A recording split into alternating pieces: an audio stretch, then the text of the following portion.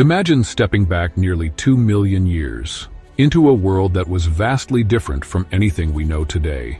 A world where Africa was a mosaic of wild landscapes, endless savannas, dense forests, and rivers teeming with life. Towering predators ruled the land, and dramatic climate shifts shaped the fate of every creature struggling to survive.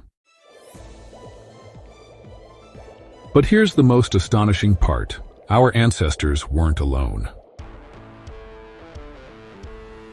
We often picture human evolution as a straight path, one species evolving neatly into the next. But the reality is far more chaotic. In this distant past, multiple human species coexisted, each adapting in different ways, competing for resources and testing the limits of survival. Some were small and primitive, barely distinguishable from their ape-like relatives. Others were larger, more intelligent, wielding crude tools that hinted at a mind beyond simple instinct. And then there was Homo Rudolfensis, a species that doesn't quite fit into our expectations. But here's the most shocking part. After decades of research, scientists still aren't even sure if he belongs in our family tree. Was he a direct ancestor of modern humans, an evolutionary dead end, or something else entirely? The story of Homo Rudolfensis is filled with twists, contradictions, and questions that challenge everything we thought we knew about human origins. Stick with me, because the mystery of Rudolfensis might just rewrite the story of where we come from. It all started in 1972, in the relentless heat of Kenya. A team of paleoanthropologists, led by Richard Leakey, was searching near the shores of Lake Turkana, an area already famous for yielding some of the most significant fossils in human history. What they found that day would change everything. Buried beneath layers of ancient sediment was a skull, one unlike anything seen before. Catalogued as KNM-ER 1470, this fossil wasn't just another addition to the growing collection of hominin remains. It was a puzzle piece that refused to fit. At first glance, the skull appeared human-like, but as researchers examined it, nothing seemed to add up.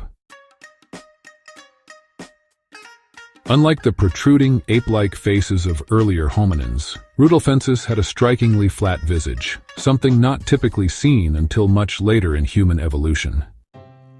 With an estimated brain volume of around 750 cubic centimeters, it was significantly bigger than that of Australopithecus, our older evolutionary cousins. But was it big enough to place him firmly in the Homo genus? His jaw was massive, his molars unusually large. These features suggested a diet requiring powerful chewing, perhaps roots, tubers, or tough plant material. But here's the strange part. Such traits were more common in earlier pre-human species, not in Homo. Then came the most mind-boggling discovery of all. KNM-ER 1470 was dated to 1.9 million years ago, placing it at a time when multiple early humans were already walking the Earth. Homo habilis had been around for a while, and the first Homo erectus individuals were beginning to emerge. Rudolfensis didn't fit neatly between them. So, was he a missing link, a cousin species? Or had we completely misunderstood how human evolution unfolded? The debate was immediate and hasn't stopped since. Some researchers argued that Rudolfensis was simply a variation of Homo habilis. Others claimed he wasn't even a Homo species at all, but instead belonged to a different evolutionary branch. And as the decades passed, the mystery only deepened. So, what happened to Homo Rudolfensis? Why is his name not as well known as Homo habilis or Homo erectus? One possibility is competition. Around the same time that Rudolfensis existed, other human species were also evolving. Homo habilis, known for its crude tool use, and Homo erectus, the species that would eventually spread out of Africa. If these species were better adapted, smarter, more resourceful, or simply luckier, Rudolfensis might have been pushed to extinction.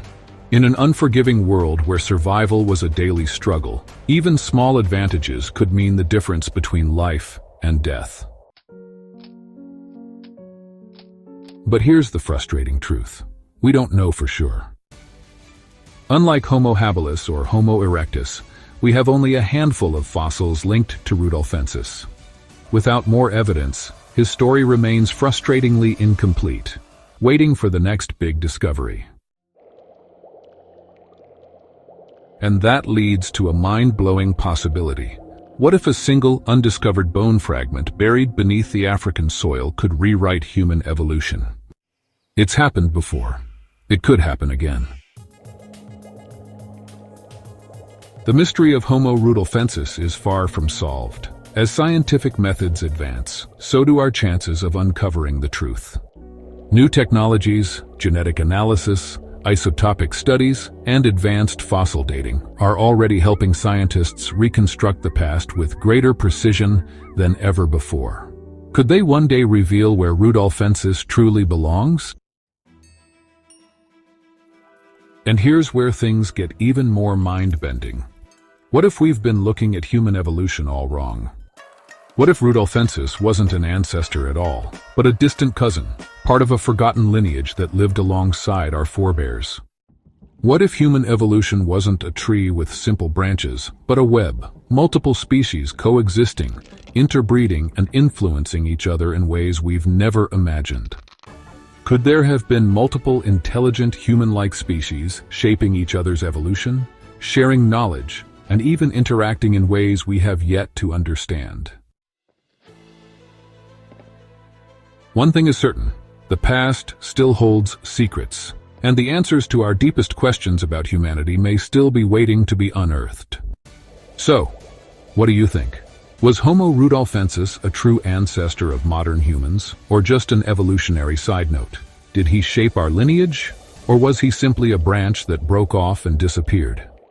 One thing is clear, history is still being written. Every new fossil discovery, every scientific breakthrough has the power to change everything we thought we knew about where we come from. And here's a surprising fact. 99% of people who watch this channel aren't subscribed. If you love unraveling the mysteries of history and evolution, hit that subscribe button and join our community. Because the next big discovery, it could be just around the corner.